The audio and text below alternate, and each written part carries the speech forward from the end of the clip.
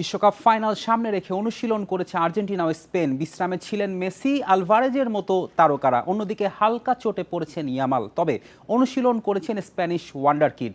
রোববার রাতে নিউ জার্সিতে বিশ্ব চ্যাম্পিয়নদের মুখোমুখি হবে ইউরো চ্যাম্পিয়ন স্পেন। আরেকটি অবিশ্বাস্য প্রত্যাবর্তনের গল্প লিখে টানা দ্বিতীয় ফাইনালে আর্জেন্টিনা। শিরোপা ধরে রাখার মিশনে নিজেদের সেরাটা উজাড় করে দিতে মরিয়া স্কালোনি শিষ্যরা ইংল্যান্ডকে হারানোর পরদিনই অনুশীলন করেছে আলবিসেলেস্তে। ইংলিশদের বিপক্ষে শুরুর একাদশে থাকা বেশিরভাগ ফুটবলারকে বিশ্রাম দেন স্কালোনি। যোগ করার সময় জয়সূচক গোল করা লাউতারো সহ অভিজ্ঞ ডিফেন্ডার ওতামেন্দি অনুশীলনে ঘাম ঝরিয়েছেন। ট্রেনিং সেশনে যোগ দেন গোলকিপার এমিলিয়ানো মার্টিনেজও। গেল আসরে দারুণ করলেও এবার সেরা ফর্মে নেই এমি। ফাইনালে স্পেনের বিপক্ষে তার থেকে বাড়তি প্রত্যাশা আকাশী নীল সমর্থকদের। আর্জেন্টিনা ফুটবলারদের ফুরফুরে মেজাজে দেখা গেলেও স্পেন শিবিরে দুঃসংবাদ। দলের অন্যতম সেরা খেলোয়াড় ইয়ামাল ও পেদ্রো পোরো ইনজুরিতে পড়েছেন, তবে চোট গুরুতর নয়। আলাদাভাবে অনুশীলন করতে দেখা গেছে ইয়ামালকে। এবারের আসরে স্পেনের আক্রমণ ভাগের অন্যতম প্রধান অস্ত্র ইয়ামাল। গতি, ড্রিবলিং আর সুযোগ তৈরি করার অসাধারণ দক্ষতায় প্রতিপক্ষ রক্ষণকে বারবার পরীক্ষায় ফেলেছেন। ফাইনালে শতভাগ ফিট ইয়ামালকে পাওয়ার আশায় স্প্যানিশরা। অন্যরা নিয়মিত অনুশীলন করেছেন।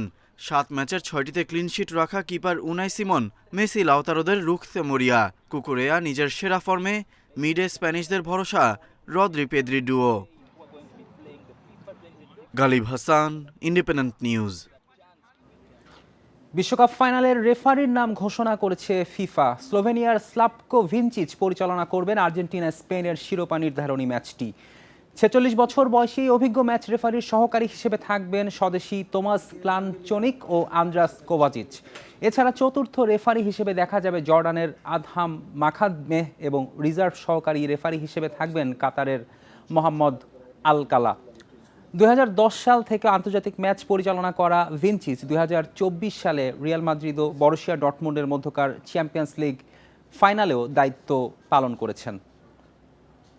আর 2022 কাতার বিশ্বকাপে 2টি ম্যাচ পরিচালনার পর চলতি আসরে এখন পর্যন্ত মোট 3টি ম্যাচ পরিচালনা করেছেন ভিনচিচ। সব মিলিয়ে আর্জেন্টিনা স্পেন হাই ভোল্টেজ ম্যাচটি হতে যাচ্ছে তার ক্যারিয়ারের 6ষ্ঠ বিশ্বকাপ ম্যাচ।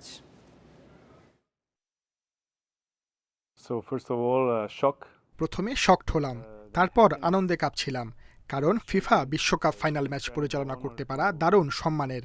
কোনো তরুণ রেফারি যখন ক্যারিয়ার শুরু করে তখন এই ধরনের একটা স্বপ্ন লালন করে। আমি সত্যিই গর্বিত, নিজের জন্য আর আমার টিমের জন্য। বিশ্বকাপ ফুটবল নিয়ে কথা বলতে আমাদের সঙ্গে যোগ দিচ্ছেন জ্যেষ্ঠ ক্রীড়া প্রতিবেদক মাঝহারুল ইসলাম। মাঝহার, আপনার সাথে বিশ্বকাপ ফুটবল নিয়ে কথা বলবো। একটি বিষয় সোশ্যাল মিডিয়ায় ভাইরাল হয়েছে একটা ছবি, আপনি নিশ্চয়ই দেখেছেন, যে ইয়ামালকে গোসল করাচ্ছেন লিওনেল মেসি। এটা ইউনিসেফের একটা প্রচারণায়, আরও আজ থেকে প্রায় 20 বছর আগের ছবি। সেই মেসি এবং ইয়ামাল যার ছায়ায় বড় হয়েছেন, তারা বিশ্বকাপ ফুটবলের ফাইনালে মুখোমুখি হবেন। দুজনেই বার্সেলোনার ক্লাবে খেলে বড় হয়েছেন। এটা কি বিশ্বকাপ ফাইনালে একটা বাড়তি আবেগ, বাড়তি উন্মাদনা জন্ম দিয়েছে? আপনি কি মনে করেন?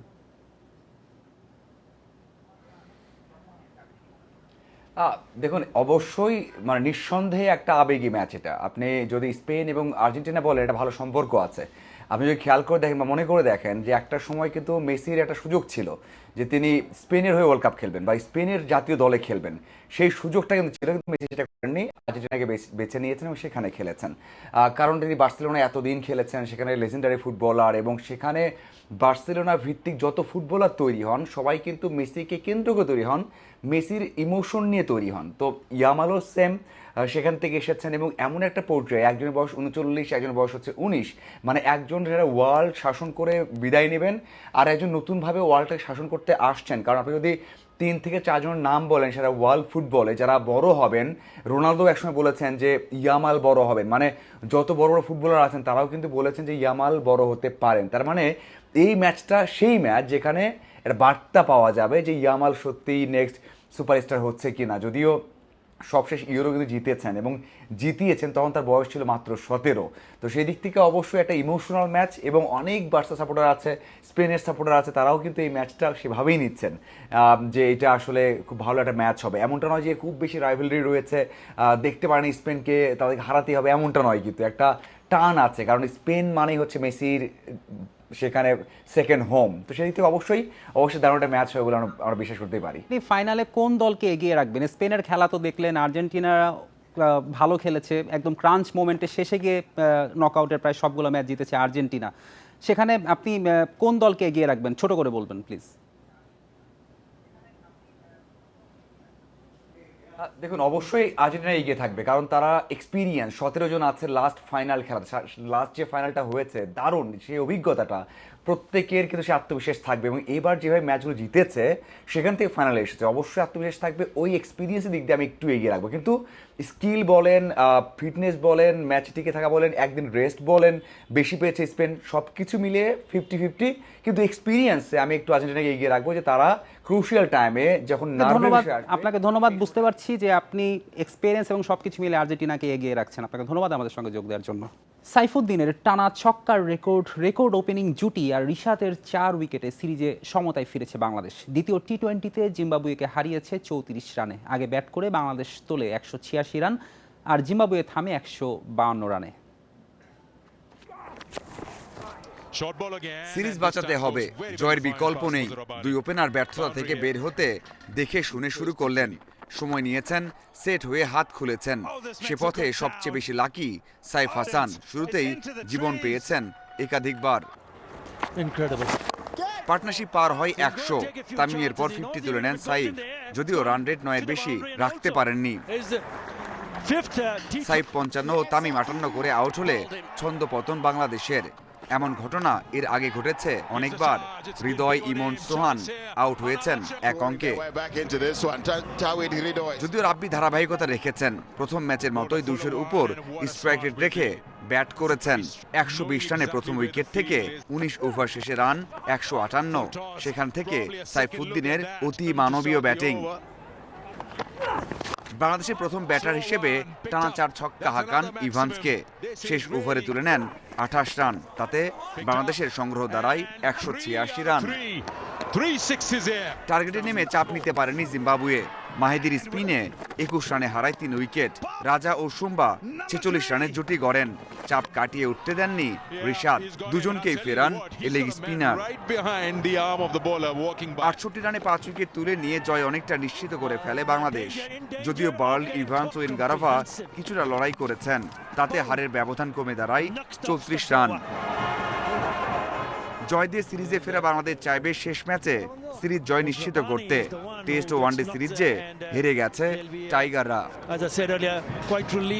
Mazharul Islam, independent news. West ইন্ডিজের কিংবদন্তি অলরাউন্ডার স্যার গ্যারি সোবার্স মারা গেছেন। বার্বাডোজে নিজ বাসভবনে শেষ নিঃশ্বাস ত্যাগ করেছেন তিনি।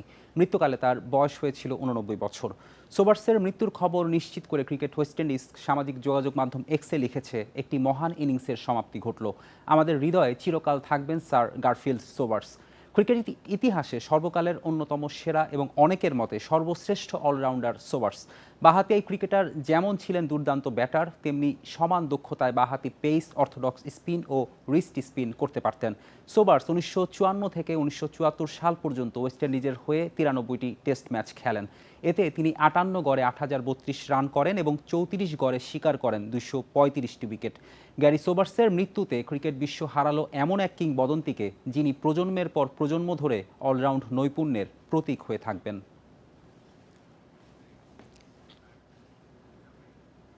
এ ছিল আজকের যত খেলা। ইন্ডিপেন্ডেন্ট টেলিভিশনের সব খবর বিস্তারিত জানতে চোখ রাখুন ফেসবুক, ইউটিউব ও এক্সে। আমন্ত্রণ আমাদের পরে রাখবেন।